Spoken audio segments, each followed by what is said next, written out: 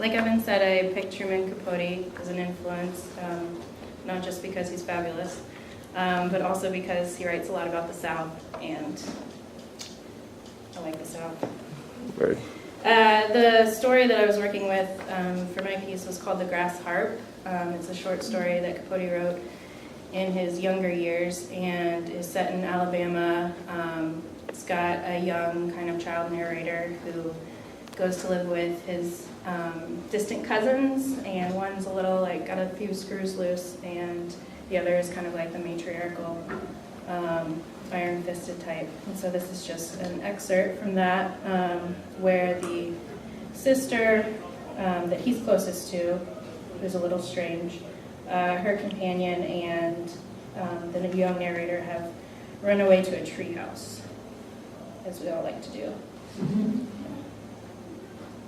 "I don't like to hear talk against my sister," said Dolly curtly. "She's worked hard. She deserves to have things as she wants them. It's our fault. Some way we failed her. There was no place for us in her house." Catherine's cotton wadding squirmed in her jaw like chewing tobacco. "Are you my Dolly heart or some hypocrite? He's a friend. You ought to tell him the truth. How that one and the little Jew was stealing our medicine." The judge applied for a translation, but Dolly said it was simply nonsense, nothing worth repeating, and diverting him asked if he knew how to skin a squirrel. Nodding dreamily, he gazed away from us, above us, his acorn-like eyes scanning the sky fringed, breeze-cooled leaves. "It may be that there is no place for any of us, except we know there is, somewhere, and if we found it, but lived there only a moment, we could count ourselves blessed. This could be your place," he said, shivering as though the sky's spreading wings had cast a cold shade, "and mine." Subtly as the gold watch spun its sound of time, the afternoon curved toward twilight. Mist from the river, autumn haze, trailed moon colors among the bronze, the blue trees, and a halo, an image of winter, ringed the paling sun. Still the judge did not leave us. 2 women and a boy, at the mercy of night, and Junius Candle, those fools up to God knows what. I'm sticking with you. Surely the 4 of us, it was the judge who had most found his place in the tree. It was a pleasure to watch him, all twinkly as a hare's nose, and feeling himself a man again, more than that, a protector. He skinned the squirrels with a jackknife, while in the dusk I gathered sticks and built under the tree a fire for the frying pan. Dolly opened the bottle of blackberry wine. She justified this by referring to a chill in the air. The squirrels turned out quite well, very tender, and the judge said proudly that we should taste his fried catfish sometime. We sipped the wine in silence.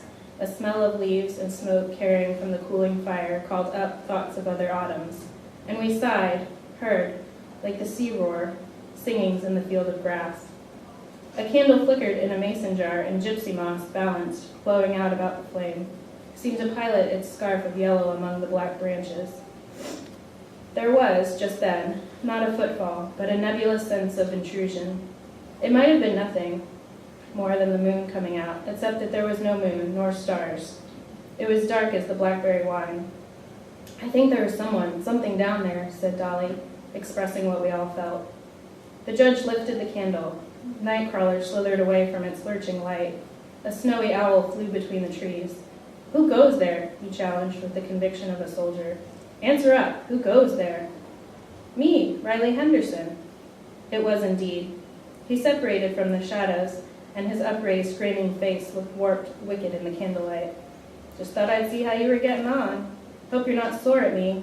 I wouldn't have told you where you were, not if I'd known what it was all about." "Nobody blames you, son," said the judge, and I remembered it was he who had championed Riley's cause against his uncle Horace Holton. There was an understanding between them. "We're enjoying a small taste of wine.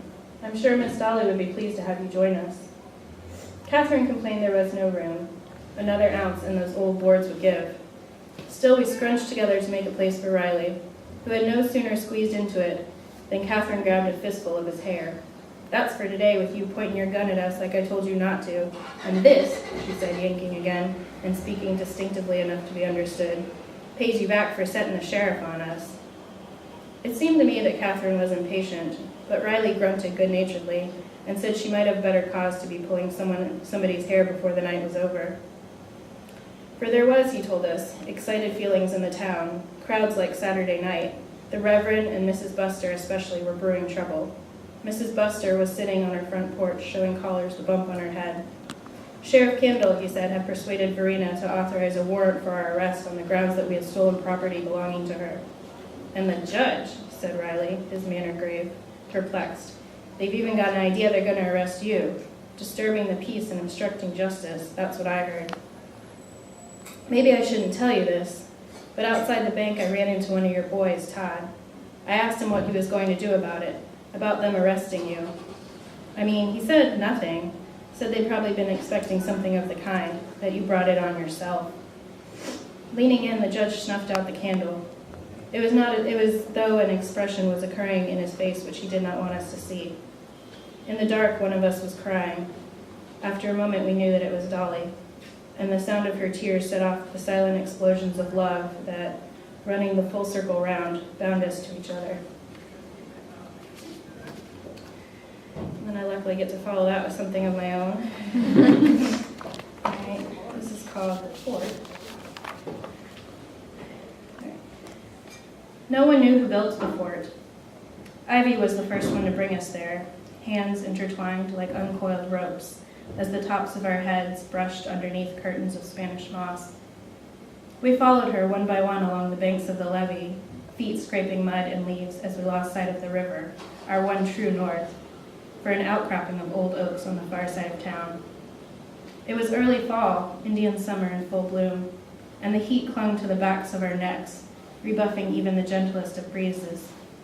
Ivy pressed on, her long, thin legs making wide strides as she skidded through the trees, her faded blue canvas sneakers skipping over roots and blackberry vines.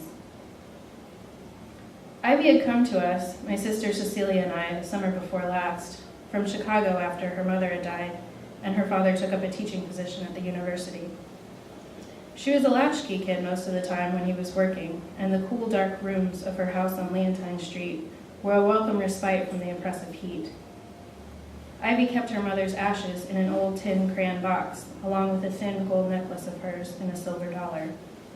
"Look," she murmured, as she flipped the silver dollar between her thumb and forefinger over and over again.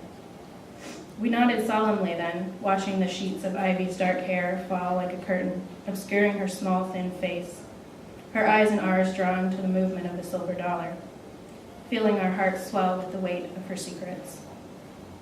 It had been another desperately hot summer before the oak trees started to orange, and the river current felt cool against our feet again. Cecilia and I had grown restless and quarrelsome of each other, each of us retreating to separate corners of the house in a silent war of attrition. It didn't help that Ivy had disappeared 3 weeks prior on an afternoon excursion to buy rock candy from the Pack and Save on Grant. Her absence affected us almost as profoundly as her presence had. Already isolated in our world of identical appearance and habitat, Cecilia and I were used to an ecosystem of two. Everything felt balanced or reciprocal. We often communicated wordlessly, simply passing a dish of ice cream back and forth across the table, or with darting looks when Daddy was on one of his rampages. But when Ivy stumbled into our backyard that first afternoon, with a handful of blackberries and knees scraped to bloody bits, everything fell hopelessly and wonderfully off scale. It wasn't until the Monday of the 4th week that Ivy returned. We found her sitting on the porch swing with a glass bottle of Yoo-Hoo between her legs. There were no explanations, no wild stories or murmurs of apology. She simply said, "I found something you have to see." Ivy stopped short when we reached the clearing, the three of us piling into one another accordion style. "Hey, watch it," Cecilia grumbled as her nose collided with Ivy's shoulder blade, the momentum causing her to pitch forward wildly, her blonde fringe nothing but a blur. I reached to grab her collar in an attempt to regain balance, but by the time Cecilia and I finally righted ourselves, Ivy was already halfway to the giant magnolia tree at the center of the clearing.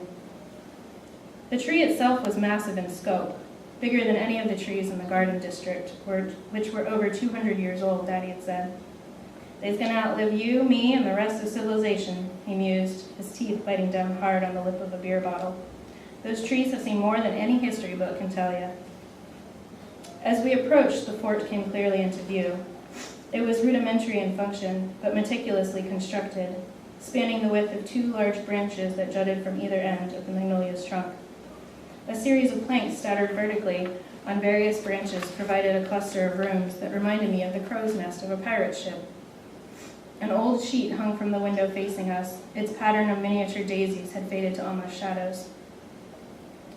As Cecilia and I stood frozen in place, necks craned, already making plans, lost in the new life that would take shape inside this fort, Ivy unzipped her purple backpack and pulled out a thick coil of rope. She heaved the mass over the lowest hanging branch and expertly cinched a loop that she tightened with a quick tug. Then, wordlessly, she climbed up the rope, wrapping her legs around the branch before flipping over and pulling herself upright. "Come on," she whispered, although no one was around, and Cecilia and I mimicked her actions until all 3 of us climbed through the window into the fort. It took a minute for our eyes to adjust to the darkness of the space. It was Spartan except for an old milk crate, a deck of old tarot cards scattered in the corner, and the tin crayon box Ivy had shown us the first day we met. "How did you find this place?" Cecilia asked a little nervously. She was chewing on her nails, but I could tell she was also secretly as excited as I was. "My mother told me about it," Ivy said quietly, the pupils of her eyes growing larger in the dark, giving off the appearance of both sincerity and a certain kind of wildness. "I thought your mother was from Chicago," I asked, reaching down to pick up the tarot card by my foot. The picture was of a naked woman holding 2 staffs. She was floating in the middle of a green wreath bound with red ribbons and surrounded by animals of various sizes. Their heads were turned inward, gazing at the woman almost magnetically. Her face looked sweet and strangely familiar, but the expression I couldn't place. My mind felt foggy as I stared at her face, and I could barely make out Ivy's voice. Even though she was standing next to me, it sounded far away and small. "She is," Ivy said, looking out the window. "She was," she repeated.